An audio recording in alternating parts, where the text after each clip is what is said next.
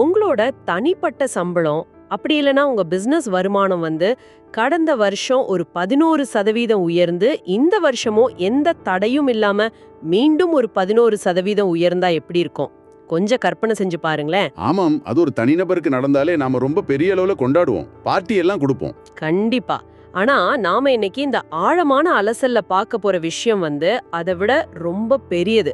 என்னன்னா, தமிழ்நாட்டோட ஒட்டுமொத்த பொருளாதாரமும் இதே வேகத்துல, அதாவது சரியா சொல்லணும்னா 10.83% அப்படிங்கிற அளவுல தொடர்ந்து 2 வருஷமா வளர்ந்திருக்கு. இது ஏதோ ஒரு சின்ன கம்பெனி அடைஞ்ச வளர்ச்சி இல்ல, பல கோடி மக்கள் வாழக்கூடிய ஒரு மிகப்பெரிய மாநிலத்தோட ஜிஎஸ்டிபி, அதாவது மொத்த உள்நாட்டு உற்பத்தியில ஏற்பட்டிருக்கக்கூடிய ஒரு அபரிமிதமான பாய்ச்சல் அப்படின்னு தான் சொல்லணும். உண்மைதான். ஆனா இந்த ஆழமான அலசலோட நோக்கம் வெறும் நம்பர்களை பார்த்து வியக்கிறது கிடையாது.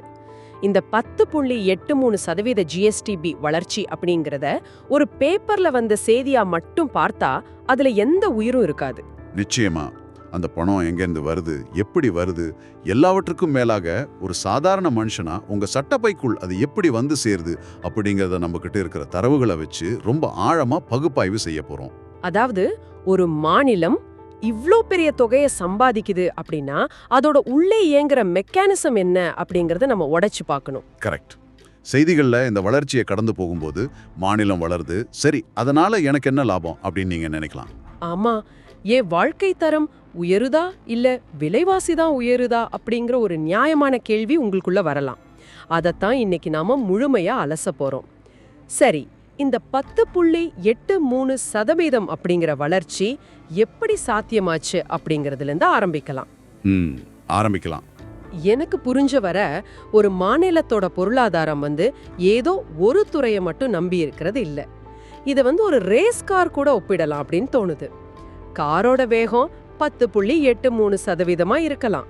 ஆனா அத உந்தி தள்ளுற இன்ஜினுள்ள உள்ள எப்படி வேலை செய்யுது? அந்த ரேஸ் கார் ஒப்பீடு ரொம்ப சரியானது. ஏன்னா இன்ஜினோட ஒரு பாகம் மட்டும் தனியா வேலை செய்ய முடியாது. நம்மளோட ஆதாரங்களை கொஞ்சம் உற்று நோக்கினா இந்த வளர்ச்சியை சாத்தியமாக்கும் துறைகள் ஒன்னோட ஒன்னு எப்படி பிணைக்கப்பட்டிருக்கு அப்படிங்கிறது ரொம்ப தெளிவா புரியும். ஓ, அதாவது எல்லாமே கனெக்டட் அப்படின்னு சொல்றீங்க. ஆமா.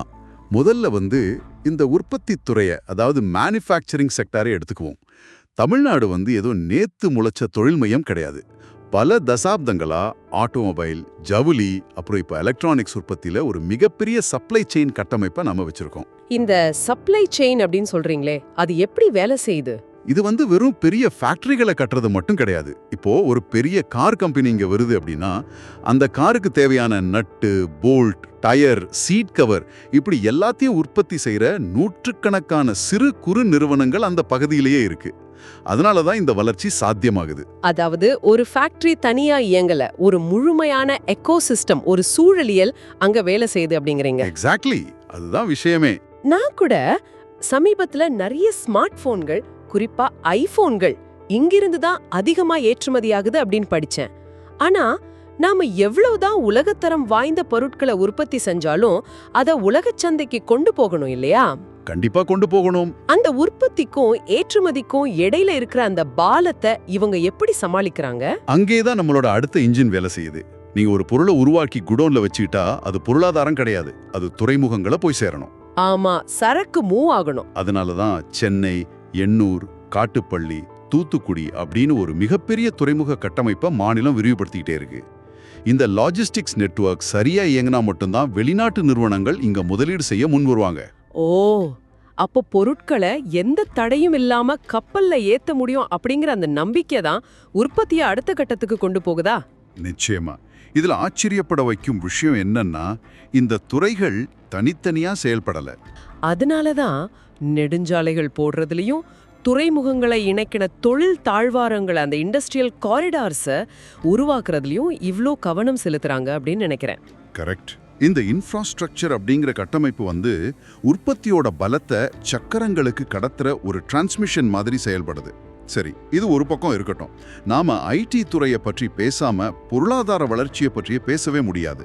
ஆமா, ஐடி ரொம்ப முக்கியமான ஒரு இன்ஜின். முன்னாடிலாம் ஐடி அப்படின்னா சென்னை மட்டும்தான் அப்படிங்கிற ஒரு பிம்பம் இருந்துச்சு. ஆனா இப்போ நிலைமை மாறிக்கிட்டே வருது. ஆமா, அது ஒரு மிக முக்கியமான மாற்றம்.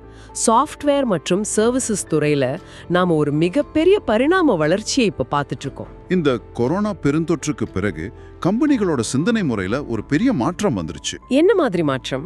சென்னை மாதிரி பெருநகரங்கள்லயே எல்லா ஆபீஸையும் அமைச்சு அதிக வாடகை, அதிக முதலீடு செய்யறதுக்கு பதிலா இப்போ கோயம்புத்தூர், மதுரை, திருச்சி மாதிரி 2ஆம் நிலை நகரங்களை நோக்கி அவங்க நகர ஆரம்பிச்சிட்டாங்க. இது அந்த கம்பெனிகளுக்கு செலவு குறைக்கும் இல்லையா? ஆமா, இது காஸ்ட் ஆர்பிட்ரேஜ் அப்படின்னு சொல்லப்படுற செலவு குறைப்பு உத்தியா இருந்தாலும் இன்னொரு பக்கம் அந்தந்த ஊர்கள்லயே இருக்கிற திறமையான இளைஞர்களை அங்கேயே தக்க வைக்கவும் இது ரொம்ப உதவுது. இது எனக்கு ரொம்ப சுவாரஸ்யமா படுது. ஏன்னா இளைஞர்கள் படிக்கிறதுக்காகவும் வேலைக்காகவும் பெரிய சிட்டிக்கு இடம் பெயர்வது அப்படிங்கிறது ரொம்ப காலமா நடக்கிற ஒரு விஷயம் தான். உண்மைதான். ஆனா இப்போ வேலை வாய்ப்புகள் அவங்கள தேடி அவங்களோட ஊருக்கே வரும்போது அந்த ஊரோட ஒட்டுமொத்த பொருளாதாரமும் மாறத் தொடங்குது இல்லையா? அதோட இளைஞர்களோட மனநிலையிலயும் ஒரு மாற்றம் தெரியுது. என்ன மாதிரி மாற்றம்னு சொல்றீங்க? அதாவது எல்லாரும் வேலை தேடி போறவங்களா இல்லாம வேலைகளை உருவாக்குபவர்களா, ஒரு கிரியேட்டர்ஸ் அண்ட் ஆண்டர்பிரினர்ஸா மாறிட்டு வராங்க. மிகச் சரியா கவனிச்சிங்க. இந்த ஸ்டார்ட் அப் கலாச்சாரம் அப்படிங்கிறது இன்னைக்கு ஒரு பெரிய பொருளாதார தூணா மாறி இருக்கு. முன்னாடி எல்லாம் ஒரு பிசினஸ் தொடங்கணும் அப்படின்னா மிகப்பெரிய முதலீடும் பேக்ரவுண்டும் தேவைப்பட்டுச்சு. ஆமா, பேங்க் லோன் வாங்குறதே பெரிய பாடு. ஆனா இப்போ ஒரு நல்ல ஐடியாவும் டெக்னாலஜி அறிவும் இருந்தா போதும். இன்குபேஷன் சென்டர்கள் மூலமா இளைஞர்கள் தங்களோட ஐடியாக்களை பிசினஸா மாத்துறாங்க. இந்த ஸ்டார்ட் அப்கள் புதிய தீர்வுகளை கொடுக்கறதோட மட்டும் இல்லாம நிறைய பேருக்கு வேலை வாய்ப்பையும் உருவாக்குது. அப்போ இது எல்லாமே சேர்ந்துதான் அந்த வளர்ச்சியை கொடுக்குது. ஆமா, இதுதான் அந்த 10.83% வளர்ச்சியோட அடிப்படை மெக்கானிசம். கட்டமைப்பு, உற்பத்தி, லாஜிஸ்டிக்ஸ், ஐடி, அப்புறம் ஸ்டார்ட் அப்கள், இது எல்லாமே தனித்தனியா இயங்காம ஒன்னையொன்னு சார்ந்து இயங்குற ஒரு மாபெரும் சுழற்சி. ஓகே, இந்த துறைகள் எல்லாம் சேர்ந்து பொருளாதாரத்தை மேல கொண்டு போகுது அப்படிங்கறத தெளிவா புரிஞ்சுக்க முடியுது. ஆனா இங்கன்னா எனக்கு ஒரு பெரிய சந்தேகம் வருது. சொல்லுங்க, என்ன சந்தேகம்? ஜிஎஸ்டிபி அப்படிங்கிறது பல லட்சம் கோடிகளை குறிக்கிற ஒரு பிரம்மாண்டமான நம்பர். ஆனா இப்ப நான் ஒரு நடுத்தர வர்க்க மனுஷன்னு வச்சுக்குவோம். நான் டெய்லி மளிகை கடைக்கு போய் பொருள் வாங்க இந்த ஜிஎஸ்டிபி எண்கள் எனக்கு நேரடியா பயன்படாது. கண்டிப்பா பயன்படாது. அப்போ பேப்பர்ல இருக்கிற இந்த மாநில வருவாய் வளர்ச்சி என்னோட பாக்கெட்டுக்குள்ள எப்படி வருது? இது உண்மையிலேயே சாதாரண மனுஷனை போய் சேருதா?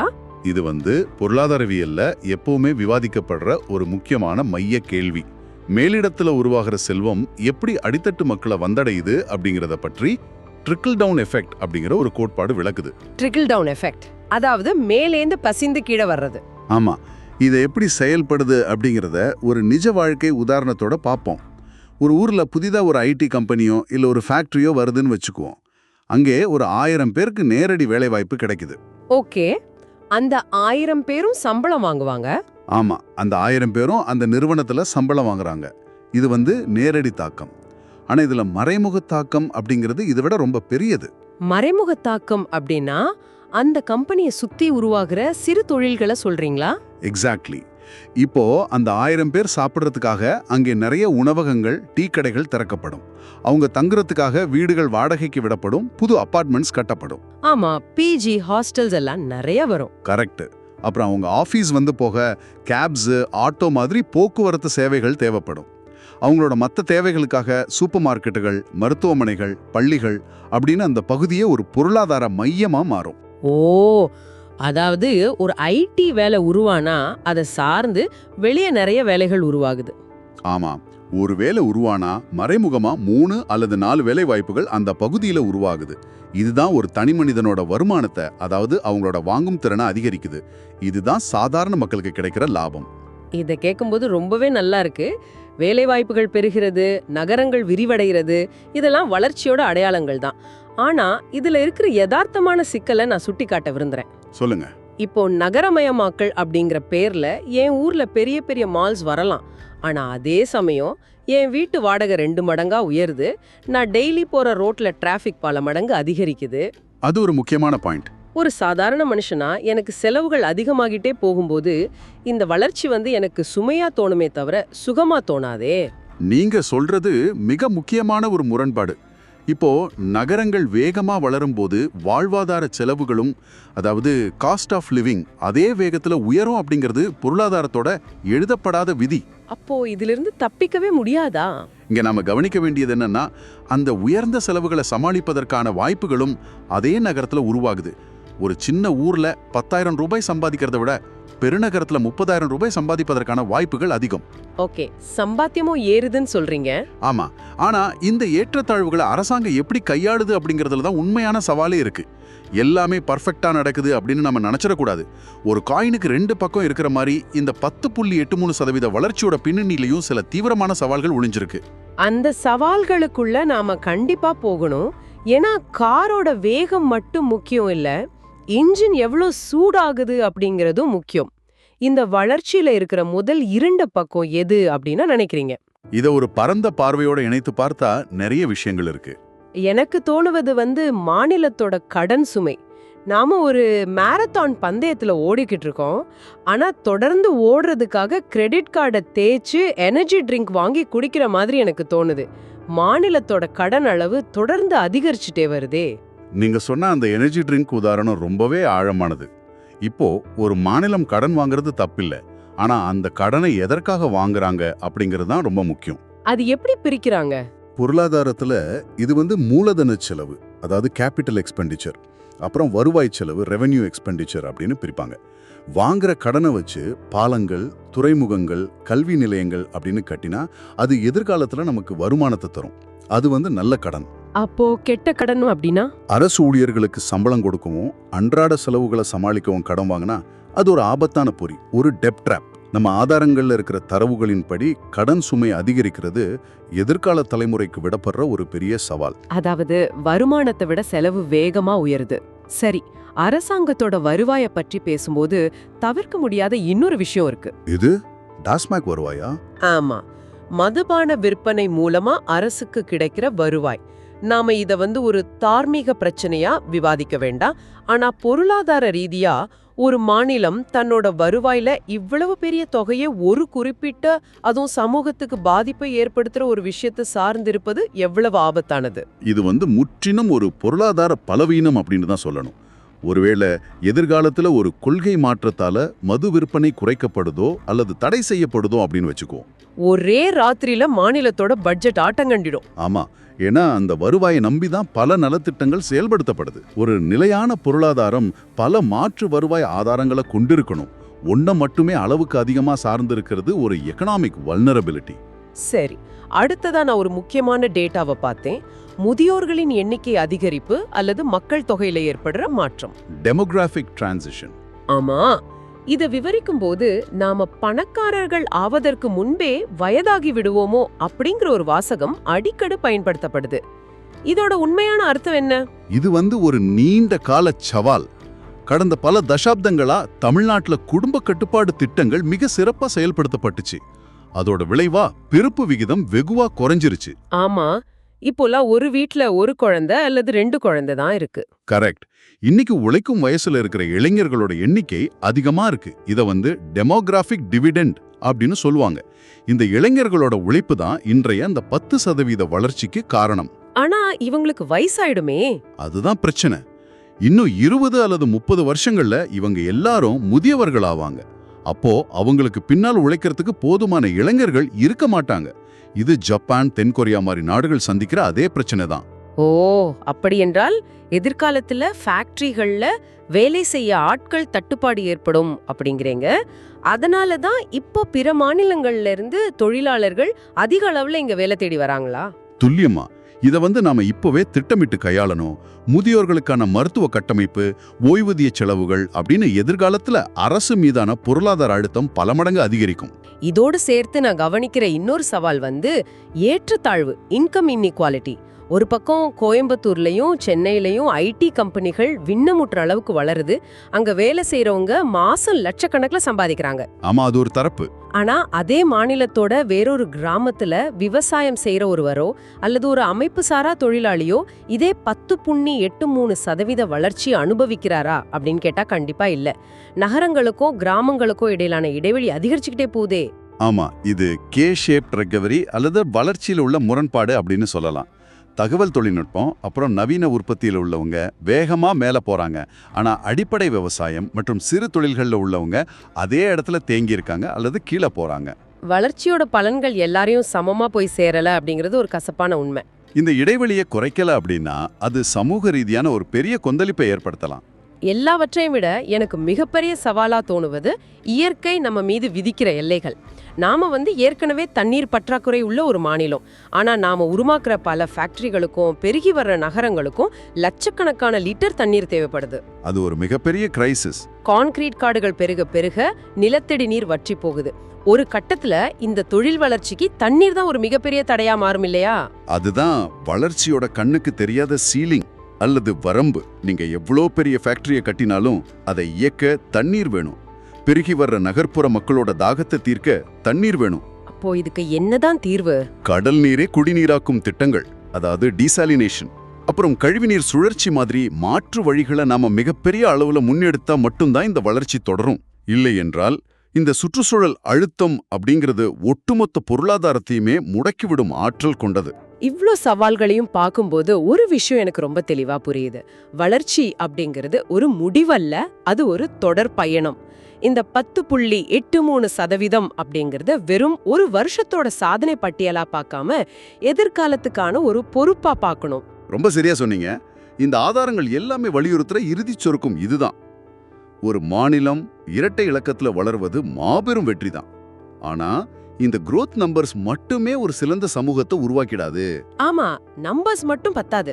வாங்குற கடனை முதலீடா மாத்துவது, வருமான ஏற்றத்தாழ்வுகளை குறைப்பது, அப்புறம் இயற்கையை அழிக்காத நிலையான வளர்ச்சியை சஸ்டைனபிள் growth உறுதி செய்வது, இந்த சவால்களை நம்ம எவ்வளவு நேர்த்தியா கையாளுறோம் அப்படிங்கறத பொறுத்து தான் இந்த வளர்ச்சி நீண்ட காலத்துக்கு நிலைத்து நிற்குமா இல்ல வெறும் நீர்க்குமிழியா மாறிடுமா அப்படிங்கிறது முடிவாகும். ரொம்ப ஆழமான பாயிண்ட்.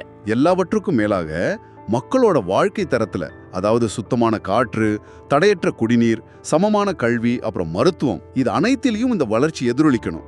அதுதான் உண்மையான வளர்ச்சி. மிக தெளிவான ஒரு பகுப்பாய்வு. எண்கள்ல ஆரம்பிச்சு அதோட பின்னாடி இருக்கிற மனிதர்களோட வாழ்க்கையையும் வருங்கால பொருளாதாரவியலையும் ரொம்ப ஆழமா பார்த்துட்டோம். ஆமா. சரி, விவாதிக்கப்பட்ட இந்த ஆதாரங்களை தாண்டி நீங்க சுயமாக சிந்திக்க நான் ஒரு புதிய கோணத்தை உங்க முன்னாடி வைக்க விரும்புறேன். நாம இவ்வளோ நேரம் ஒரு மாநிலத்தோட பொருளாதார வளர்ச்சி, ஜிஎஸ்டிபி, அதற்கான சவால்களை பற்றியெல்லாம் பேசணும். ஆனா எதிர்காலத்துல பருவநிலை மாற்றம், கிளைமேட் சேஞ்ச் இன்னும் தீவிரமடையும் போது வளர்ச்சி அப்படிங்கிறதுக்கான அர்த்தமே முற்றிலும் மாறிடுமோ அப்படின்னு எனக்கு தோணுது.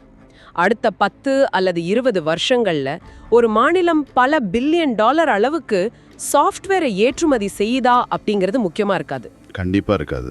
மாறாக எதிர்பாராத ஒரு மிகப்பெரிய வறட்சி வரும்போதோ அல்லது ஒரு பெரு வெள்ளம் வரும்போதோ ஒரு நகரம் தன்னை தானே எப்படி தற்காத்துக்குது, அடுத்த ஒரு வாரத்துக்குள்ள எப்படி அது இயல்பு நிலைக்கு திரும்புது, அதாவது அதோட மீள்தன்மை எப்படி இருக்குன்னு பார்க்கணும். ஆமா, அந்த எக்கலாஜிக்கல் ரெசிலியன்ஸ் அப்படின்னு சொல்லப்படுற சூழலியல் மீள்தன்மை தான் ஒரு மாநிலத்தோட உண்மையான பொருளாதார பலமா கருதப்படுமா. இயற்கையோட சீற்றத்துக்கு முன்னாடி நம்முடைய ஜிஎஸ்டிபி எண்களோ பேங்க் பேலன்ஸோ என்ன செஞ்சிட முடியும்? கொஞ்சம் ஆழமா யோசிச்சு பாருங்க. அதுதான் நம்ம சந்திக்க போற இறுதி யதார்த்தம். பொருளாதாரம் வேறு, சூழலியல் வேறு அப்படின்னு தனித்தனியா பார்க்கவே முடியாத ஒரு நெருக்கடியான காலகட்டத்துக்கு நம்ம வந்துட்டோம் அப்படிங்கறத உங்களோட இந்த சிந்தனை ரொம்ப தெளிவா உணர்த்துது. நிச்சயமா. சரி, இவ்ளோ நேரம் நாம அலசிய இந்த 10.83% வளர்ச்சியோட தாக்கம் உங்களோட அன்றாட வாழ்க்கையில, உங்க ஊர் தெருக்கள்ல, உங்க சொந்த வருமானத்துல உங்களுக்கு தெரியுதா? இந்த கேள்வியோடு இன்றைய ஆழமான அலசலை நம்ம நிறைவு செய்றோம். மீண்டும் ஒரு சுவாரஸ்யமான தலைப்போடு சந்திப்போம், சிந்திப்போம்.